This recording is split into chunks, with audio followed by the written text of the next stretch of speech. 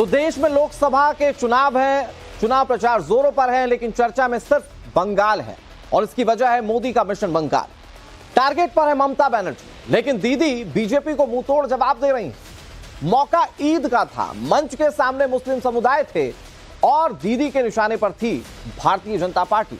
बड़ी खबर जानिए। ईद के मौके पर ममता ने मुस्लिमों को संदेश दिया, कहा बीजेपी दंगा करवाना चाहती है। आगे ममता बनर्जी कह रही है आप लोगों को शांति बनाए रखना है, आपको षड्यंत्र में नहीं फंसना है। कोई दंगा कराने आता है तो आप चुप रहिए। ये मुस्लिम समाज के लोगों को ममता बनर्जी की नसीहत है। सवाल ये कि दीदी आखिर ईद के मौके पर ये कैसी ईद थी? बीजेपी दंगा करवाना चाहती है, ममता बनर्जी ये बात कह रहे हैं, लेकिन इसके पीछे का आधार क्या है? इससे पहले आपको याद होगा 18 तारीख से पहले बीजेपी दंगा करवाएगी और एनआईए को भेजेगी, ये ममता बनर्जी कह चुकी हैं। और एक बार फिर से ईद के मौके पर जब मुस्लिम समाज के लोगों को संबोधित कर रही थी, ममता बनर्जी ने क्या कहा, सुनिए जरा। अरे लोग, किसका नाम पे आपको नाम है दंगा करने चाहता है? कोई दंगा करने अगर आते हैं, आप चुपचाप रहो, माथा ठंडा रहो, बिल्कुल आप रहे कुल, हम रहेगा कुल। उसको दंगा फसाद का चक्रांत हम नहीं करने देंगे। एक चॉकलेट बम भी बम फटते हैं, एनआईए को भेज देता है, सबको अरेस्ट कर लो। सबको अरेस्ट करते करते तुम्हारा देश ही सुनना हो जाएगा। यही बात में रहता है। हम तो छोटा आसमान चाहते हैं, सुंदर आसमान, जिसके लिए सब लोगों ने एक साथ में रहेगा। हम एक सुंदर आसमान चाहते हैं, इसी के लिए।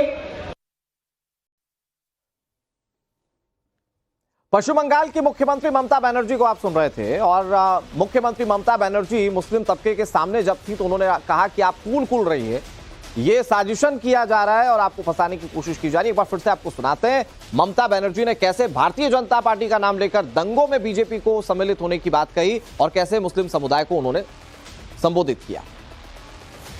अरे लोग, किसका नाम पे आपको नाम है दंगा करने चाहता है?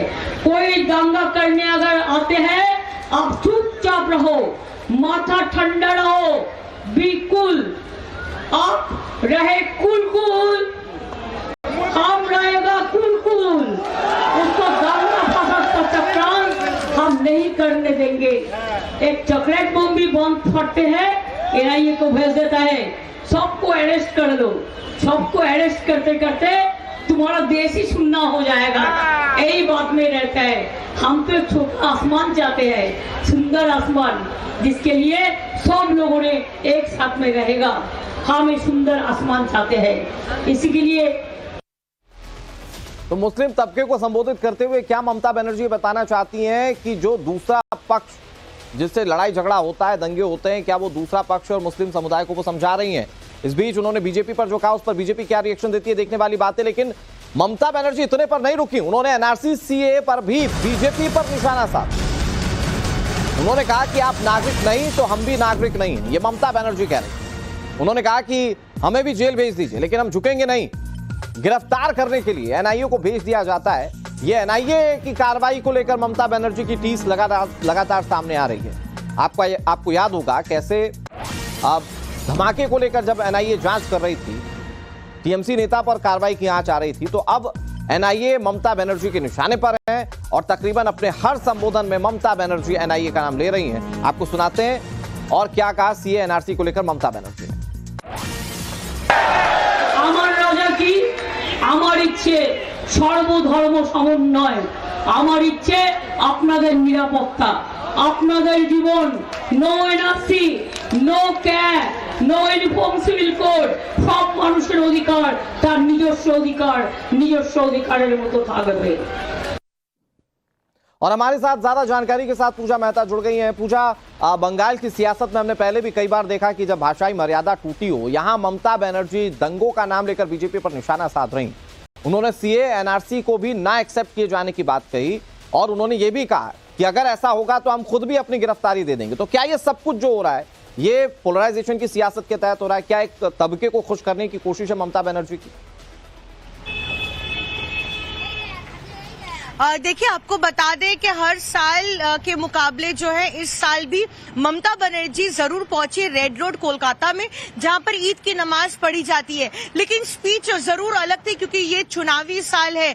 तो जहां एक तरफ ये कहा गया उनकी तरफ से कि वो राज्य में सीए, एनआरसी और यूनिफॉर्म सिविल कोड को लागू नहीं होने देंगी, साथ ही उन्होंने ये भी कहा कि मुस्लिम समुदाय को कॉल किया जा रहा है सरकार की ओर से और ये पूछने की कोशिश की जा रही है कि आपको क्या चाहिए। तो कहीं ना कहीं बीजेपी ये जानना चाहते हैं कि इस तबके को कैसे खुश करना चाहती है बीजेपी। इसी पर वो कहती है कि आप अपने भाइयों बहनों के पास जाए, परिवार वालों के पास जाए और वोट हम ही को डाले। भले ही हम इंडिया अलायंस के पार्ट हो, लेकिन अलायंस दिल्ली में है, लेकिन बंगाल में कोई भी अलायंस नहीं हो, ऐसे में वोट हम ही को डाले। और जहां तक कि दंगों की बात है तो सीधा निशाना साधते हुए बीजेपी पर उन्होंने कहा कि कुछ लोग मैं आएंगे आपके पास दंगा एक बार फिर करने से आ रहा के हूं। लिए, बीजेपी लेकिन के नेता आप राहुल सिन्हा हमारे साथ जुड़ गए इस पर ज्यादा बातचीत के लिए। राहुल जी, बहुत बहुत स्वागत है आपका टाइम्स नाउ नवभारत पर। ममता बनर्जी चुनावी कैंपेन करते हुए और खास तौर पर जब मुस्लिम समुदाय के सामने, तो वो कह रही हैं कि दंगे के पीछे बीजेपी का हाथ है। वो मुस्लिम तबके से कह रही हैं कि आप लोग शांत रहिए, क्योंकि बीजेपी दंगा भड़काने की कोशिश करेगी। देखिए, एक्चुअली ममता बनर्जी इसके पहले भी ऐसा भड़का के दंगा मत करिए करके दंगा लगाया। इस बार भी हमको लगता है राम नवमी का जो जुलूस निकलेगा उसमें भी फिर दंगा निकालने का कोशिश कर रहा है। पिछले बार हावड़ा में भयंकर दंगा कराया था, जिसको लेके हाई कोर्ट ने सीबीआई इंक्वायरी का आदेश दिया। अभी सीबीआई इंक्वायरी चल रहा है।